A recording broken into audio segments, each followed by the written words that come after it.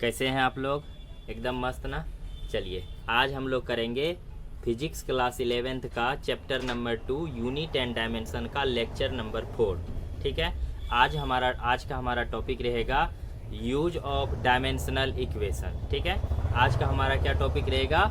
Use of dimensional equation, यानी कि dimension जो हम लोग निकाले थे, वो जो एक इक्वेशन बना था, उस इक्वेशन का हम लोग क्या क्या यूज कर सकते हैं। ठीक है। तो हेडिंग डाल लेंगे यूज ऑफ डायमेंशनल इक्वेशन। ठीक है। तो कॉपी पेन निकाल के नोट बनाना शुरू कीजिए। आज का क्या टॉपिक रहेगा? Use of dimensional equation. ठीक है। डायमेंशनल इक्वेशन के 3 यूज हैं। ठीक है। तो वो हम पहले हेडिंग डाल लेते हैं, उसके बाद हम उस पर डिस्कस करेंगे। चलिए तो आज हम हेडिंग डालते हैं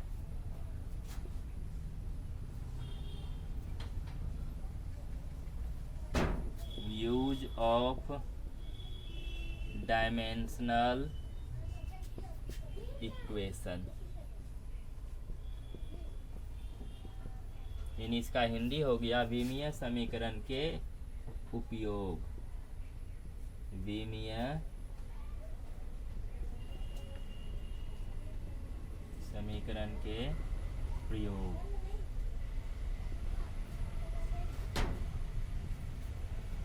ठीक है। तो विमीय समीकरण के हमारे पास 3 यूज हैं। ठीक है। तीनों को पहले नोट कर लेते हैं। इन्हें हम कह सकते हैं there are 3 usage of dimensional equation. ठीक है। विमीय समीकरण के 3 यूज हैं। ठीक है। तीनों का पहले नाम लिख लेते हैं। तो सबसे पहला यूज इसका होगा to convert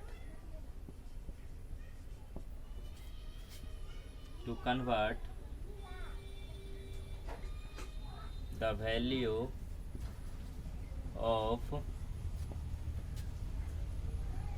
physical quantity from one system to another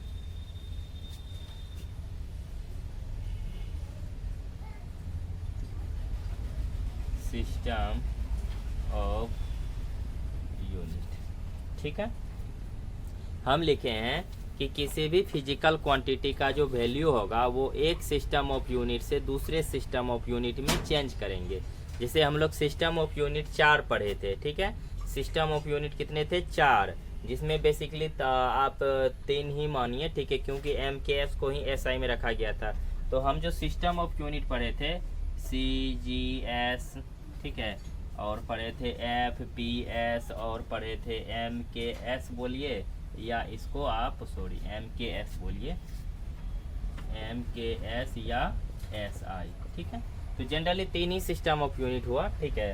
तो इसमें आपको जो है ना कहेगा क्या, कोई भी फिजिकल क्वांटिटी का वैल्यू CGS में दिया रहेगा, कहेगा FPS में निकालिए, या SI में दिया रहेगा, बोलेगा CGS में उसका वैल्यू निकालिए। तो इस तरह का काम करेंगे। मतलब किसी भी फिजिकल क्वांटिटी का आपको एक वैल्यू दिया रहेगा, यानी न्यूमेरिकल वैल्यू। ठीक है। न्यूमरल वैल्यू उसको बोलते हैं। उस वैल्यू को कहेगा दूसरे सिस्टम में बदलिए। दूसरे सिस्टम के मतलब हो गया क्या? अगर CGS में आपको वैल्यू दिया है तो कहेगा MKS या SI में निकालिए। अगर FPS में वैल्यू दिया हुआ है तो आपको कहेगा CGS में निकालिए। तो बस यही है, सिर्फ कन्वर्ट करना है। मैंने CGS से SI में, SI से MKS, MKS से FPS, इस तरह से फिजिकल क्वांटिटी का जो वैल्यू गिवन रहेगा उसको आपको चेंज कर देना है। आपको जिसमें कहेगा बदलने के लिए वो कर देना है। तो वो हम करके दिखाएंगे। ठीक है। तो दूसरा नंबर वाला इसका जो एप्लीकेशन है, यूज है, वो लिख लेते हैं। दूसरा एप्लीकेशन है to check the accuracy of an equation. ठीक है। इसका हिंदी हो गया, इसका हिंदी तो नहीं लिखा है। पहला वाला का हिंदी होगा किसी भी भौतिक राशि का मान। ठीक है। किसी भी भौतिक राशि का मान किसी भी भौतिक राशि का मान एक मात्रक की पद्धति से दूसरे मात्रक की पद्धति में बदलना। ठीक है, पहला वाला का हिंदी हुआ किसी भी भौतिक राशि का मान एक पद्धति से दूसरे पद्धति में बदलना। फिर से सुन लीजिए लास्ट बार, किसी भी भौतिक राशि का, हम एक नंबर वाला का हिंदी बोल रहे हैं। ठीक है, किसी भी भौतिक राशि का मान एक पद्धति से दूसरे पद्धति में बदलना। ठीक है, किसी भी भौतिक राशि का मान एक पद्धति से दूसरे पद्धति में बदलना। दूसरा वाला है to check the accuracy of an equation. मतलब फिजिक्स में कोई फॉर्मूला हम लिख दिए, जैसे हम लिख दिए मान लीजिए S = ut + हाफ इन 2/2 अब इसमें आप डायमेंशनल इक्वेशन की मदद से आप ये भी बता सकते हैं कि ये जो फॉर्मूला लिखा हुआ है क्या ये सही है कि गलत है। ठीक है, यानी कि आप किसी भी फॉर्मूला की एक्यूरेसी टेस्ट कर सकते हैं। यानी कि ये हो गया सूत्रों की सत्यता की जांच करना। ठीक है, दूसरा नंबर का हिंदी हो गया कि सूत्रों की सत्यता की जांच करना। यानी कि कोई भी अगर फॉर्मूला लिखा हुआ है तो क्या वो फॉर्मूला सही है कि गलत है। ठीक है, तो आप डायमेंशनल इक्वेशन की हेल्प से, ठीक है, डायमेंशनल इक्वेशन की हेल्प से आप किसी भी इक्वेशन की एक्यूरेसी टेस्ट कर सकते हैं। यानी कि कोई भी इक्वेशन सही है या गलत है आप डायमेंशनल इक्वेशन की मदद से निकाल सकते हैं। ठीक है, वो हम करके दिखाएंगे बारी बारी से। ठीक है, तो दूसरा यूज ये हुआ, यानी कि किसी भी समीकरण की सत्यता की जांच करना। दूसरा का हिंदी हो गया किसी भी समीकरण की सत्यता की जांच करना। ठीक है, फिर से सुन लीजिए, दूसरा नंबर वाला का हिंदी हुआ किसी भी समीकरण की सत्यता की जांच करना। ठीक है, चलिए अब तीसरा नंबर वाला का बात करते हैं।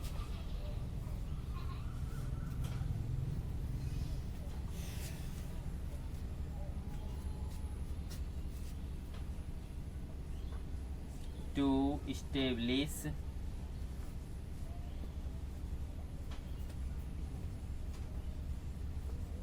an equation, to establish an equation। ठीक है, तीसरा हो गया टू स्टेब्लिश एन इक्वेशन। इसका हिंदी हो गया कि किसी, देखिए अलग अलग फिजिकल क्वांटिटी यानी अलग अलग भौतिक राशि के बीच में आप संबंध स्थापित कर सकते हैं। ठीक है, वो भी किसके मदद से, डायमेंशनल इक्वेशन के मदद से। ठीक है, ठीक है, 3 यूज हो गया। पहला वाला यूज क्या है डायमेंशनल इक्वेशन का कि किसी भी मात्रक, मतलब किसी भी भौतिक राशि का मान जो है एक पद्धति से दूसरे पद्धति में बदलना। दूसरा वाला हो गया कि किसी भी इक्वेशन की आप एक्यूरेसी टेस्ट कर सकते हैं, मतलब सत्यता की जांच कर सकते हैं। तीसरा वाला हुआ कि विभिन्न भौतिक राशियों के बीच संबंध स्थापित करना। ठीक है, तीसरा वाला के हिंदी हो गया अलग अलग भौतिक राशियों के बीच में संबंध स्थापित करना। ठीक है, तो इस तीनों को नोट कीजिए, फिर हम 1 बाय 1 करके इसको आपको सिखाएंगे कि कैसे क्या करना। तो सबसे पहले हम 1 नंबर वाला काम करेंगे, फिर 2 नंबर वाला, फिर 3 नंबर वाला। ठीक है, तो नोट कीजिए। चलिए, तो अब देखिए इसमें हम क्वेश्चन लिखे हैं कि कन्वर्ट 1 न्यूटन इंटू डाइन। ठीक है, क्वेश्चन है कि कन्वर्ट 1 न्यूटन इंटू डाइन, मतलब 1 न्यूटन को डाइन में बदलना है। ठीक है, हम आपको बोले थे कि मात्रक की पद्धति 4 है, FPS, CGS, MKS और SI। आपको किसी भी सिस्टम से किसी यूनिट का कोई भी सिस्टम में आपको वैल्यू दिया रहेगा, उसको दूसरे सिस्टम ऑफ यूनिट में बदलने के लिए कहेगा। जैसे 1 न्यूटन दिया हुआ है और उसको कह रहा है कि डाइन में बदल के दिखाइए। अब आपको यहाँ पे पता लगाना है कि किससे किस में बदलना है और किस चीज़ को बदलना है। ठीक है, तो देखिए 1 नंबर वाला जो यूज हम लिखा है ना डायमेंशनल इक्वेशन का, वहाँ पे एक फॉर्मूला यूज होगा जो कि है, हम आपको पहले वाला लेक्चर में बताए हैं कि कोई भी फिजिकल क्वांटिटी वो इस तरह से लिखा रहता है x = NU के फॉर्म में। अगर x1 का बात करेंगे तो x1 बराबर हो जाएगा N1 U1, और अगर x2 का बात करेंगे तो ये लिखेंगे N2 U2।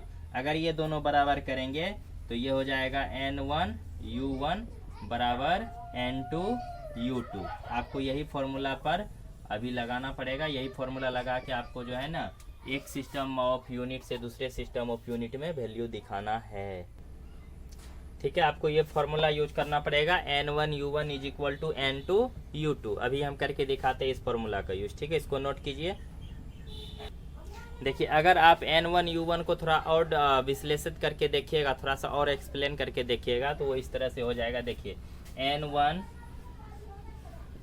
U1 बराबर होगा N2 U2, या आप इसको इस साइड उल्टा पुल्टा कर सकते हैं, इधर N2 U2 बराबर N1 U1 ऐसे कर सकते हैं। ठीक है, जो भी आपको वैल्यू दिया रहेगा, न्यूमरल वैल्यू दिया रहेगा, यानी कि यहाँ पे देखिए, यहाँ पे 1 न्यूटन है। देखिए न्यूटन तो मात्रक है ना, डाइन भी मात्रक है, तो न्यूमरल वैल्यू ही दिया रहेगा। आपको जब भी कोई क्वेश्चन दिया रहेगा तो उसमें न्यूमरल वैल्यू को ही बदलने के लिए कहेगा, यानी कि जैसे आपको N1 का वैल्यू दिया रहेगा, N2 का वैल्यू पूछेगा आपसे। ठीक है, यानी N1 दिया रहेगा और N2 पूछेगा, समझ गए। N1 गिवन रहता है, N2 आपसे पूछा जाएगा। तो N2 का वैल्यू अगर निकालिएगा, जैसे N1 U1 बराबर N2 U2 होता है, अगर N2 बराबर लिखिएगा तो N2 बराबर आप लिखिएगा N1 U1 बटा U2। ये जो U2 गुना में इधर आके भागा ना हो जाएगा, नहीं समझे। N2 बराबर कितना लिख सकते हैं इस इक्वेशन से, N1 U1 बटा U2, या इसी बात को आप लिख सकते हैं N2 is equal to N1 बाहर कर लीजिए, अंदर में बचा U1 बटा U2, ऐसे भी लिख सकते हैं। या इसी बात को देखिए, ये यूनिट है, U मतलब यूनिट होता है। पहला सिस्टम ऑफ यूनिट में मतलब पहला सिस्टम का यूनिट हुआ U1, और जिसमें आपको बदलना है उसका यूनिट हुआ U2। और यूनिट जो है किसी भी फिजिकल क्वांटिटी का, जो कि डिराइव्ड फिजिकल क्वांटिटी है, उसका जो यूनिट होता है वो MLT के फॉर्म में ही आता है, मतलब मास, लेंथ और टाइम के फॉर्म में ही, यानी उसी के पद में निकलता है। तो यहाँ पे हम क्या करेंगे, U1 बटा U2 के जगह पे लिख सकते हैं, यहाँ N1 होगा N1। ठीक है, डायमेंशन के फॉर्म में जब लिखेंगे, देखिए यहाँ पे डायमेंशनल इक्वेशन का नहीं यूज कर रहे हैं, तो यूनिट के जगह पे आपको डायमेंशन यूज करना पड़ेगा। और डायमेंशन कैसे लिखा जाता है, MLT के फॉर्म में। ठीक है, U1 के लिए अगर डायमेंशन लिखेंगे तो वो होगा M1 L1 T1, और U2 के लिए अगर डायमेंशन लिखेंगे तो M2 L2 T2, यानी ऐसे देखिए, ऊपर में जितना भी लिखा जाएगा 1 1 करके, नीचे जितना भी लिखेंगे 2 2 करके। ठीक है, उसके बाद ML L1 ऊपर और L2 नीचे, फिर T1 ऊपर और T2 नीचे। ठीक है, यहाँ पे कुछ पावर आता है, यहाँ पर भी कुछ पावर और यहाँ पर भी कुछ पावर आता है। तो ये N2 बराबर एक फॉर्मूला बना, N2 बराबर सूत्र बना N1 इंटू M1 बटा M2 L1 बटा L2 T1 बटा T2, यानी कि यहाँ पर जो यूनिट था ना, तो यूनिट का यूज नहीं ना कर रहे हैं हम लोग डायमेंशन का यूज करते हैं, इसीलिए यूनिट के जगह पे पूरा का पूरा डायमेंशन लिखे हैं MLT के फॉर्म में। ऊपर में U1 था तो M1 L1 T1 लिए, और नीचे में U2 था तो M2 L2 और T2 लिए हैं, और कुछ ना कुछ ऊपर में पावर आता है, तो पावर के जगह पर हम ABC यूज कर लिए हैं। ठीक है, जब हम न्यूमेरिकल बनाने लगेंगे तो उस समय उस पावर के जगह पे कुछ ना कुछ आएगा। ठीक है, वो हम आपको करके दिखाएंगे। तो यहाँ तक इसको नोट कर लीजिए, ये हुआ फॉर्मूला, हमको ये यूज करके एक सिस्टम ऑफ यूनिट का वैल्यू दूसरे सिस्टम ऑफ यूनिट में बदलना है। तो इसको जल्दी से नोट कीजिए। हमारे पास एक क्वेश्चन है जो कि है कन्वर्ट 1 न्यूटन इंटू डाइन। चलिए इसको शुरू से देखिए, ध्यान से देखिए, थोड़ा सा दिमाग खोल के देखिए। ठीक है, थोड़ा सा फील लीजिए और इंजॉय करके पढ़िए फिजिक्स को। फिजिक्स में पढ़ने में देखिए, अगर समझ के पढ़ते तो बहुत मज़ा आता है, नहीं तो बहुत सजा आता है। इसीलिए थोड़ा मतलब शांति बना करके और थोड़ा अच्छे से, और हम क्या बोल रहे हैं उसको सुनिए, गौर कीजिए। ठीक है, चलिए शुरू करते। देखिए क्वेश्चन है हमारा, कन्वर्ट 1 न्यूटन इंटू डाइन। ठीक है, आपको देखिए यहाँ पे इसको थोड़ा सा बताते। देखिए आपको कह रहा है कि एक न्यूटन को किस में बदल दीजिए, आप डाइन में बदल दीजिए।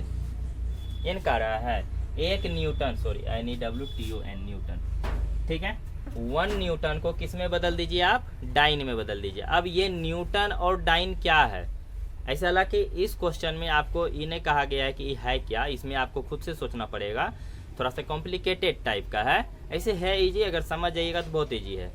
अब बहुत सारा मतलब आप जो इसके बाद जो भी क्वेश्चन करेंगे ना तो उसमें आपको बोलेगा कि गुरुत्वीय त्वरण का मान सीजीएस में है तो उसको आप एफपीएस में बदलिए, गुरुत्वीय त्वरण का मान एसआई में इतना होता है तो सीजीएस में कितना होता है ये कीजिए। इस क्वेश्चन में आपको ये नहीं करा, इस क्वेश्चन में सीधी सी बात है, इसमें कहता है 1 न्यूटन को डाइन में बदलिए। अब 1 न्यूटन क्या है? सबसे पहला बात है कि सोचिए, बल का एसआई मात्रक न्यूटन होता है, ठीक है, बल का एसआई मात्रक क्या होता है? न्यूटन।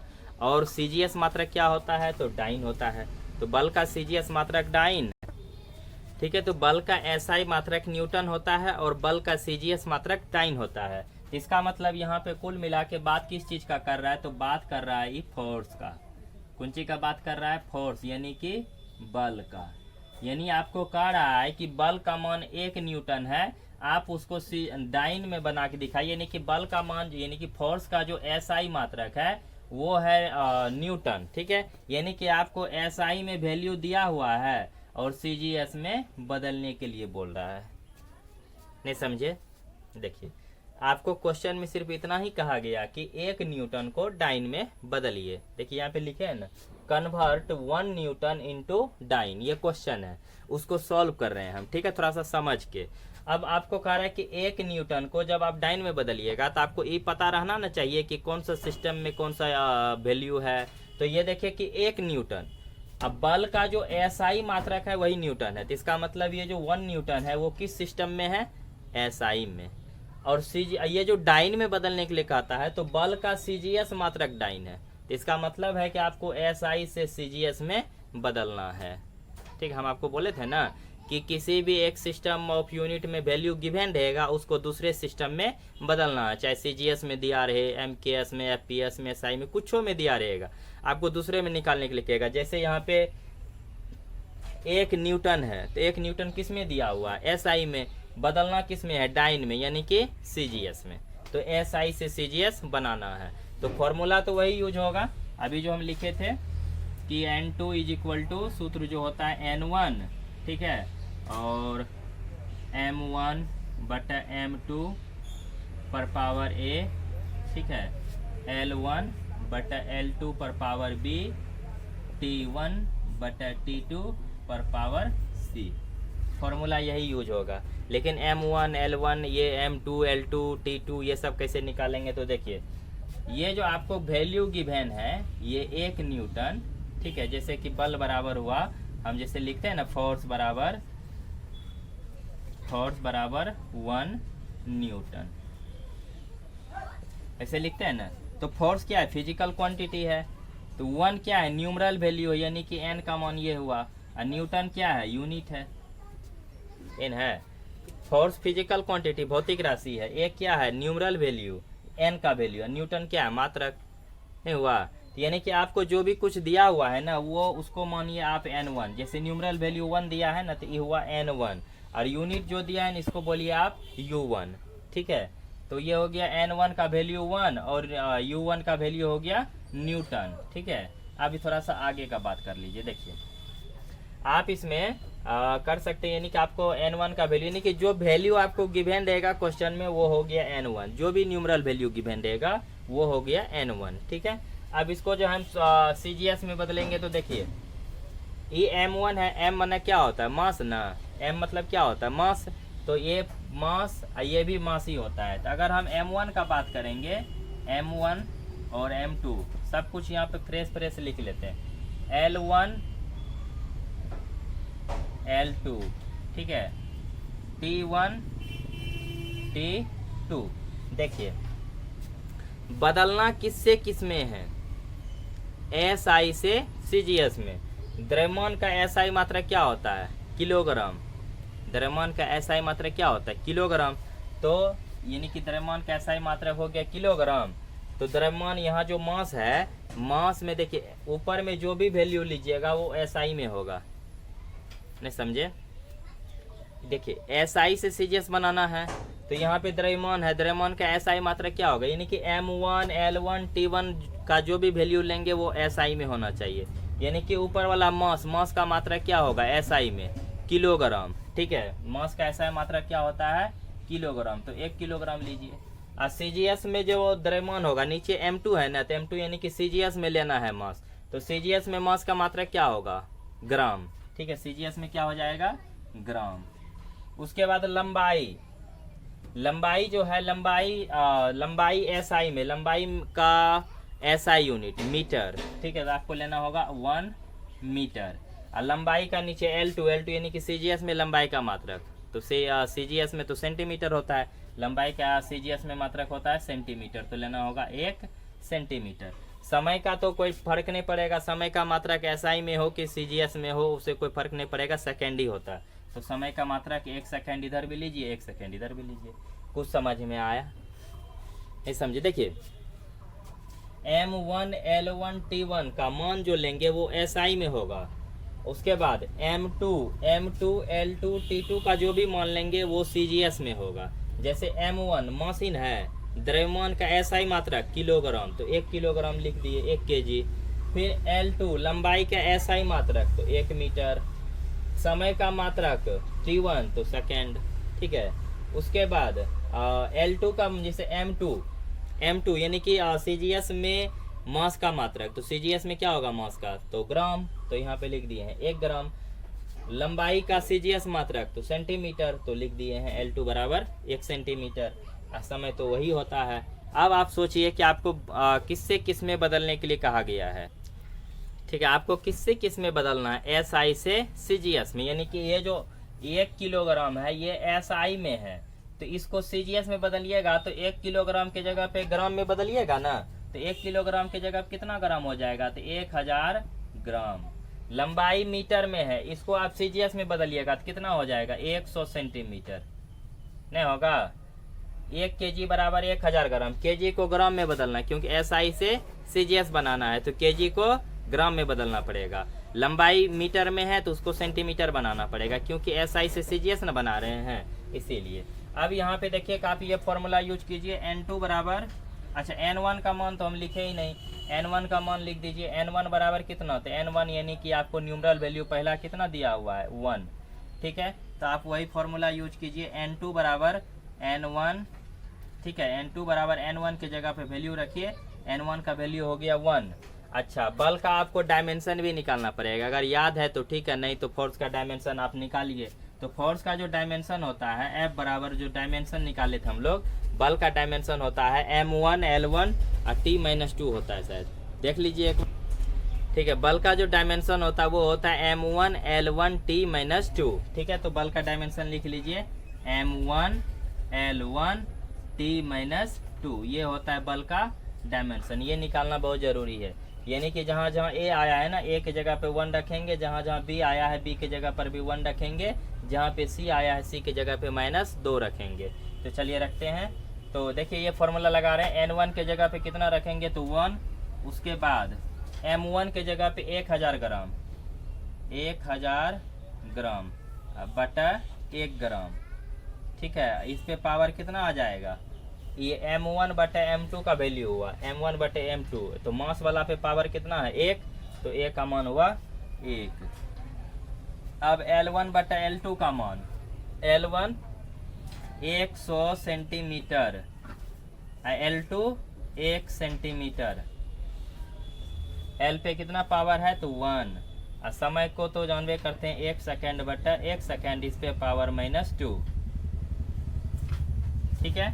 उसके बाद जब आप इसको सॉल्व कीजिएगा ना, देखिए ये 1000 गुना 100, ये 1 सेकेंड कट के 1 हो गया, इसका ये क्या आएगा, इसमें तो कोई फर्क ही नहीं पड़ेगा। तो N2 बराबर हो गया आपको सीधा 1000 गुना 100, यानी कि 1000 को जब आप 100 से गुना कर दीजिएगा ना, तो 1 पे 5 जीरो आ जाएगा, यानी 1 लाख हो गया, ठीक है, या इतना डाइन हो गया ये, क्योंकि आपको बोला ही गया था कि न्यूटन से डाइन बनाइए, तो ये हो गया। इसको लिख सकते हैं 10 पे पावर 5 डाइन, ठीक है, यानी कि N2 का मान कितना निकल गया, N2 का मान निकल गया 10 पे पावर 5 डाइन, ठीक है। N2 का मान निकल गया 10 पे पावर 5 डाइन, तो यानी कि आप कह सकते हैं कि 1 न्यूटन जो है ना कितना डाइन के बराबर होता है, तो 10 पे पावर 5 डाइन, तो 1 न्यूटन बराबर हो गया 10 पे power 5 dyne. 1 newton is equal to 10 to the power 5 dyne, ठीक है।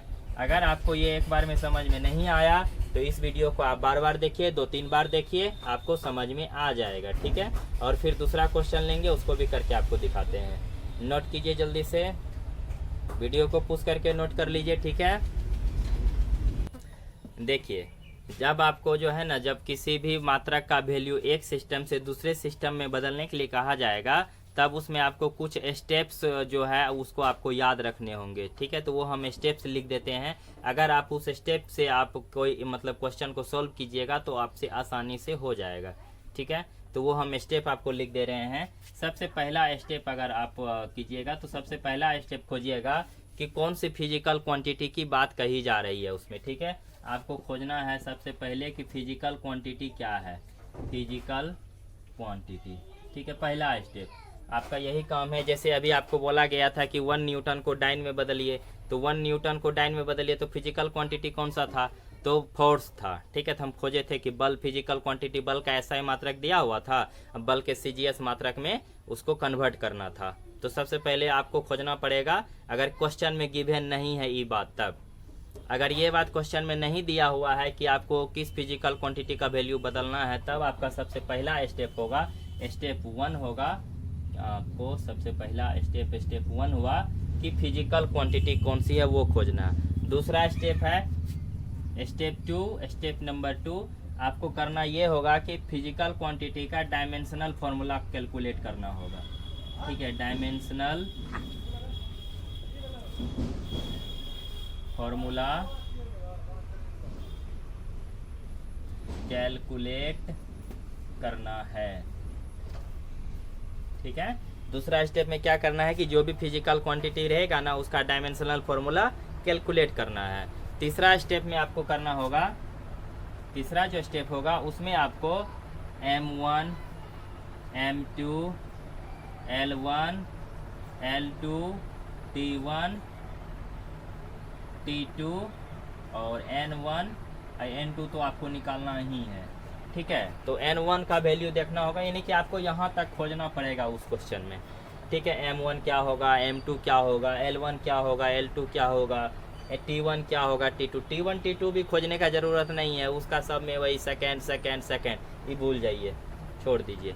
और N1 तो क्वेश्चन में दे ले रहेगा, ठीक है। N1 तो आपको दिया ही रहेगा, इतना वैल्यू है उतना उसको दूसरे में बदलिए। आपको सिर्फ M1, M2, L1, L2 बस ढूंढना है, और फॉर्मूला तो आप जानते ही हैं। चौथा नंबर में फॉर्मूला अप्लाई कर देना है, N2 = N1, M1/M2 पर पावर A, L1/L2 पर पावर B और T1/T2 पर पावर C। बस ये फॉर्मूला लगाना है और फिर गुना भाग कर देना है, बस इतना ही। ये नॉर्मल सा 4 स्टेप है, इन 4 स्टेप को आप फॉलो कीजिए, आपसे ये बहुत ही आसानी से बन जाएगा। मेरे हमको विश्वास है कि आप लोग इसको कर लेंगे, ठीक है। तो आप इसको नोट कीजिए, हम इसी 4 स्टेप की मदद से आपको हम सॉल्व करके एक क्वेश्चन को दिखाते हैं, ठीक है। चलिए देखिए, हम एक क्वेश्चन लिखे हैं कि एटमॉस्फेरिक प्रेशर का जो वैल्यू है, एटमॉस्फेरिक प्रेशर यानी कि वायुमंडलीय दाब, ठीक है। इसको आप हिंदी में भी लिख लीजिए, वायुमंडलीय दाब, वायुमंडलीय दाब, ठीक है। वायुमंडलीय दाब का मान जो है ना 1.013 गुना 10⁻6 डाइन प्रति सेंटीमीटर स्क्वायर दिया हुआ है। कहता है कि ज्ञात कीजिए इसका मान SI में, ठीक है। Calculate its value in SI। आपको सबसे पहले देखिए, डाइन जब बोल दिया ना तो वो CGS में होता है, ठीक है। तो इसका मतलब वायुमंडलीय दाब का मान जो है ना आपको CGS में दिया हुआ है, SI में निकालना है, ठीक है। इससे पहले के वाला क्वेश्चन में हम क्या किए थे, SI में वैल्यू था उसको CGS में निकाले थे, लेकिन इसमें आपको CGS में दिया हुआ है वैल्यू, उसको किस में बदलना है, SI में, ठीक है। तो ये 4 स्टेप है, इस स्टेप को फॉलो करते हैं। स्टेप पहला है कि फिजिकल क्वांटिटी क्या है।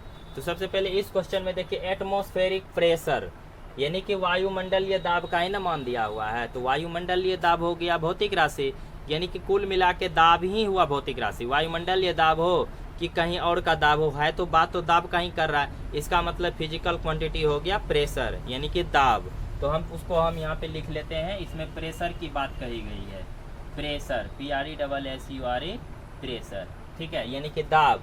इसका फिजिकल क्वांटिटी क्या हुआ, दाब। तो हम फिजिकल क्वांटिटी को जस्टिफाई कर लिए, निकाल लिए, ठीक है। अब दूसरा बात कहता है कि डायमेंशनल फॉर्मूला कैलकुलेट करना है उसी फिजिकल क्वांटिटी का, तो आप इसका डायमेंशनल फॉर्मूला निकालिए। बल दाब का जो है ना विमीय सूत्र निकालिए। तो दाब बराबर सूत्र होता है बल बटे क्षेत्रफल, बल बटे क्षेत्रफल यानी कि फोर्स अपॉन एरिया। तो अगर आप डायमेंशन जानते हैं तो डायरेक्ट डायमेंशन रख के सॉल्व कीजिए, यानी तो आप जैसे भी जानते हैं ठीक है, या अगर याद है तो ठीक है, अगर नहीं जानते हैं तो सीखिए, ठीक है। हमारा लेक्चर होगा शायद 2 में डायमेंशन का बात किए होंगे, उसमें निकालने के लिए सिखाए हैं कि दाब का डायमेंशन कैसे निकालना था, आप उसको देखिए।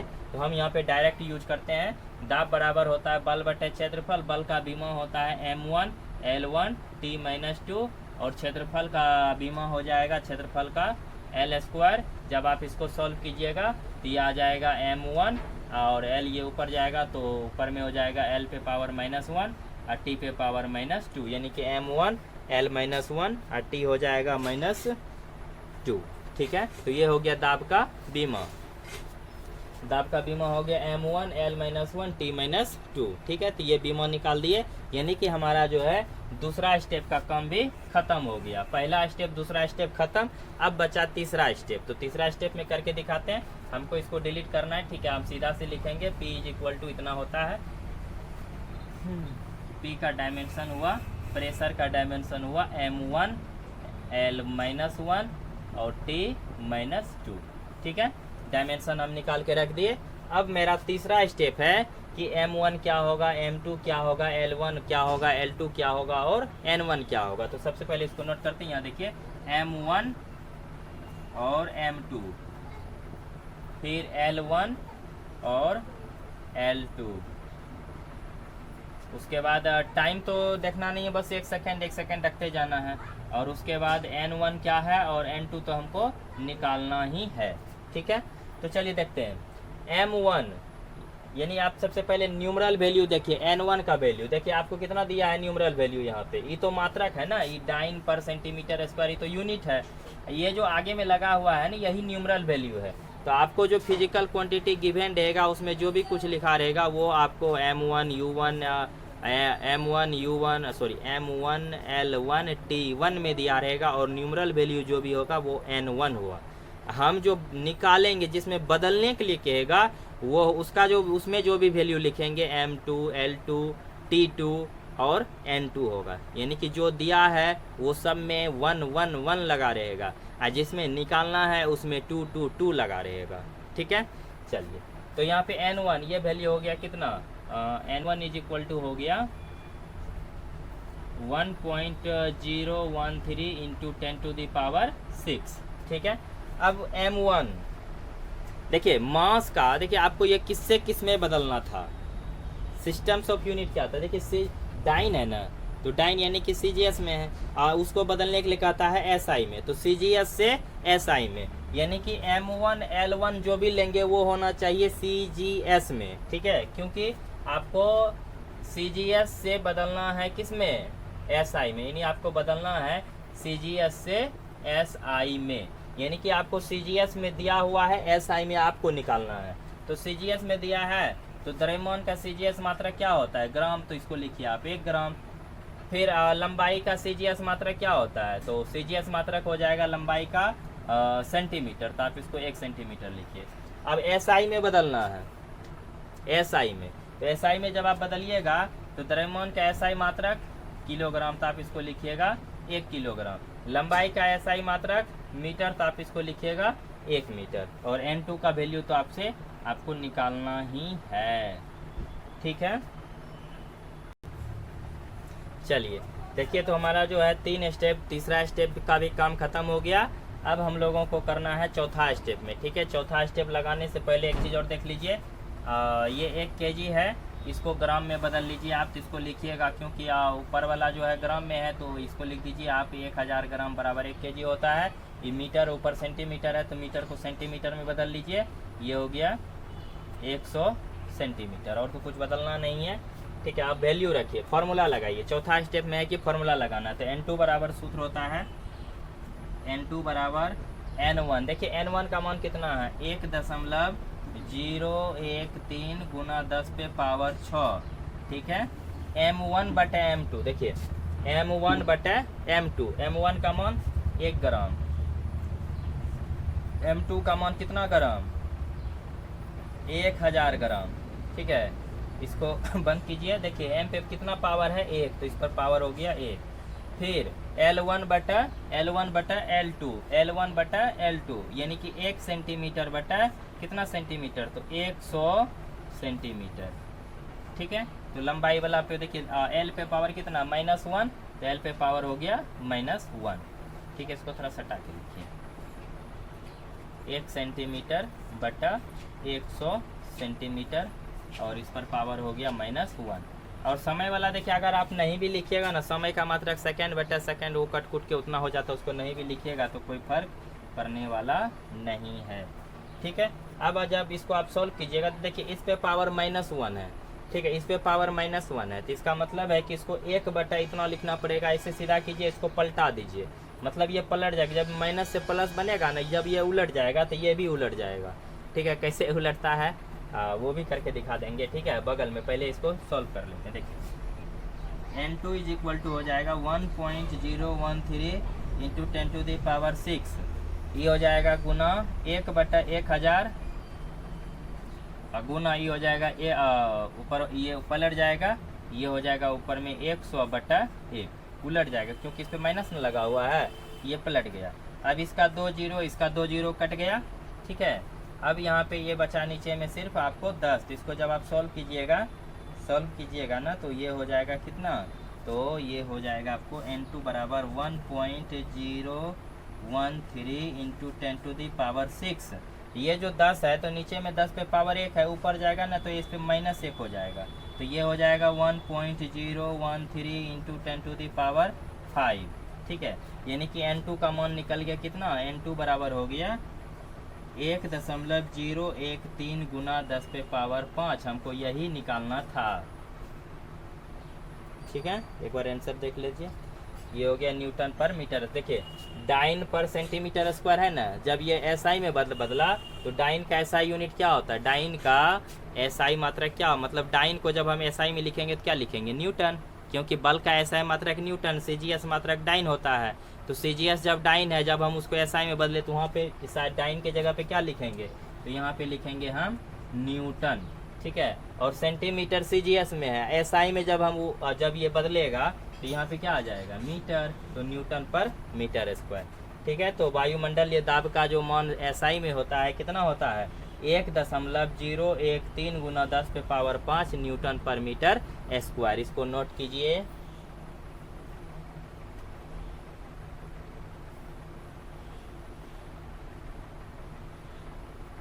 चलिए आज के लिए इतना काफ़ी है, फिर मिलेंगे नेक्स्ट डे। ठीक है, अगला लेक्चर में। तो अगले लेक्चर में फिर डायमेंशनल इक्वेशन का दूसरा यूज का बात करेंगे और फिर तीसरे यूज का भी बात करेंगे। उसी में हो सकता है क्योंकि दूसरा यूज ज़्यादा बड़ा है नहीं, और बाकी के क्वेश्चन हम कराएंगे। ठीक है, अगले लेक्चर में। तो बने रहिए आप लोग हमारे इस चैनल पे physics tech point Amritsar Biharigunj. ठीक है, थैंक यू ये वीडियो देखने के लिए। ठीक है, आपका दिन शुभ हो।